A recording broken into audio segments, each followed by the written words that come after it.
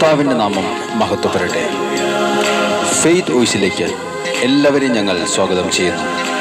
ഉൽപ്പത്തിയുടെ പുസ്തകം 35-ാം അധ്യായം 3-ാം തിരുവചനം ഇങ്ങനെ വ്യക്തമാക്കുന്നു: എന്റെ കഷ്ടപ്പാടിൽ എന്റെ പ്രാർത്ഥന ചെവിക്കൊണ്ടവനും ഞാൻ പോയിടത്തെല്ലാം എന്റെ കൂടെ ഉണ്ടായിരുന്നവനുമായ ദൈവത്തിന് ഞാൻ അവിടെ ഒരു ബലിപീഠം പണിയും. ക്രിസ്തുവിൽ ഏറ്റവും പ്രിയപ്പെട്ടവരെ, യാക്കോബ് ദൈവത്തിന് ബലിയർപ്പിക്കുവാൻ പോകുന്നതിന് മുൻപ് തന്റെ കുടുംബാംഗങ്ങളോട് പറഞ്ഞു, നിങ്ങളുടെ പക്കലുള്ള അന്യ ദേവന്മാരെ ഉപേക്ഷിക്കുവിൻ, വിശുദ്ധി വരുത്തി വസ്ത്രങ്ങൾ മാറുവിൻ, നമുക്ക് ബലിയർപ്പിക്കുവാൻ പോകാം. സ്നേഹമുള്ളവരെ, ദൈവത്തെ ആരാധിക്കുവാനും സ്തുതിക്കുവാനും അവിടുത്തേക്ക് ബലിയർപ്പിക്കുവാനും കടന്നു പോകുന്നതിന് മുൻപ് വിശുദ്ധി വരുത്തി ദൈവത്തിന് നിരക്കാത്തതായ അന്യ ദേവ ആരാധനകൾ ഉപേക്ഷിച്ച് നമ്മുടെ ദൈവത്തിന് ബലിയർപ്പിക്കുവാൻ നാം കടന്നു പോകണം. യാക്കോബ് ദൈവത്തെ ആരാധിച്ചപ്പോൾ യാക്കോബിന്റെ കഷ്ടപ്പാടിൽ കൂടെ നിന്നത് ഈ ദൈവമാണ്. യാക്കോബിന്റെ പ്രാർത്ഥന കേട്ട് അനുഗ്രഹിച്ചതും ഈ ദൈവമായ കർത്താവാണ്.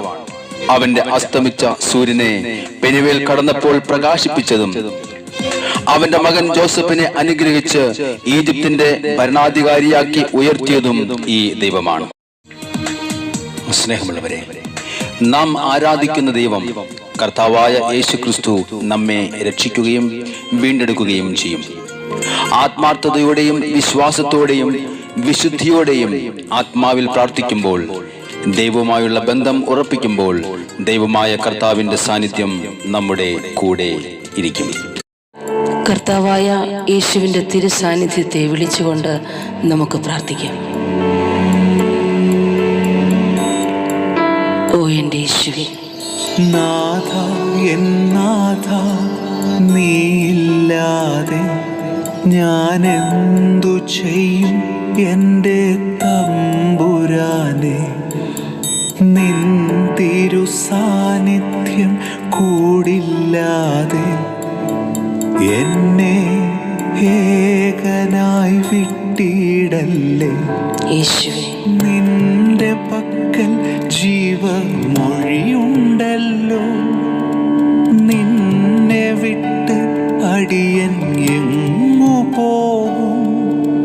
നിന്റെ പക്കൽ ജീവമൊഴിയുണ്ടല്ലോ. നിന്നെ വിട്ട് അടിയൻ എങ്ങു പോകും? യേശുവേ, ഞാൻ എൻ്റെ നാഥനെ കാത്തിരിക്കും. തിരുപാദപീഠത്തിൽ അമർന്നിരിക്കും. ഞാൻ എൻ്റെ നാഥനെ കാത്തിരിക്കും. തിരുപാദപീഠത്തിൽ അമർന്നിരിക്കും. എൻ്റെ സ്വർഗീയ അപ്പ, അങ്ങയുടെ സന്നിധിയിൽ ഞാനിതാ നോക്കുന്നു. എന്നെ അനുഗ്രഹിക്കാതെ അവിടുന്ന് പോകരുതേ. ഇന്ന് അങ്ങയോട് പ്രാർത്ഥിക്കുന്ന മക്കളെ അവിടുന്ന് കാണണമേ. അവിടുത്തെ വലതു കരം നീട്ടണമേ. ഞങ്ങളെ ഓരോരുത്തരെയും സഹായിക്കണമേ.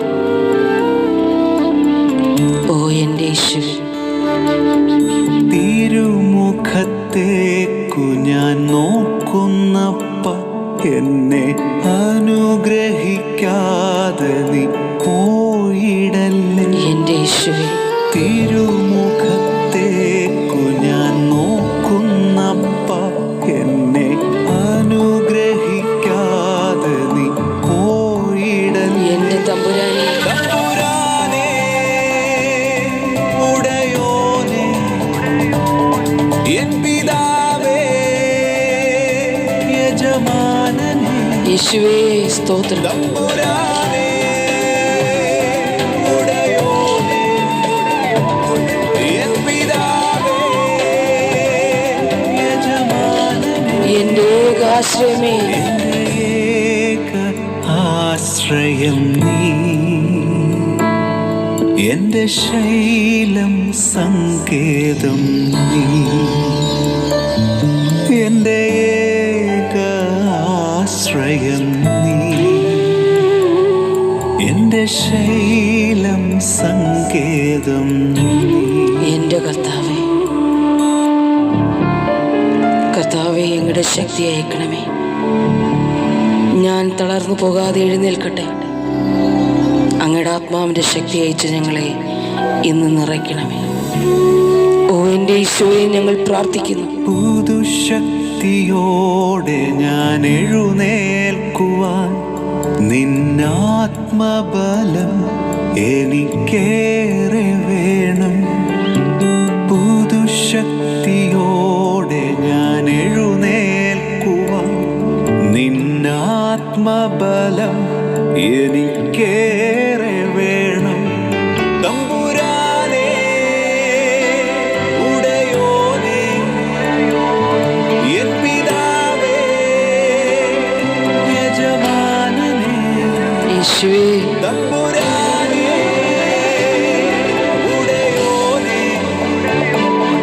എൻ പിതാവേ, യജമാനനേ, എൻ്റെ ഏക ആശ്രയമേ, ആശ്രയം നീ, എൻ്റെ ശൈലവും സങ്കേതവും, എന്റെ ശൈലം സങ്കേതം നീ. ആമേൻ. എന്റെ ഏക ആശ്രയം നീ, എന്റെ ശൈലം സങ്കേതം നീ. നാഥ, എൻ നാഥ, നീയില്ലാതെ ഞാൻ എന്തു ചെയ്യും എൻ്റെ തമ്പുരാനെ. നിൻ തിരുസാന്നിധ്യം കൂടില്ലാതെ എന്നെ ഏകനായി വിട്ടിടല്ലേ. നിന്റെ പക്കൽ ജീവമൊഴിയുണ്ടല്ലോ. നിന്നെ വിട്ട് അടിയൻ എങ്ങു ഓ പോകും. എൻ്റെ ഈശോയെ, നിന്റെ പക്കൽ ജീവമൊഴിയുണ്ടല്ലോ. നിന്നെ വിട്ട് അടിയൻ എങ്ങു പോകും.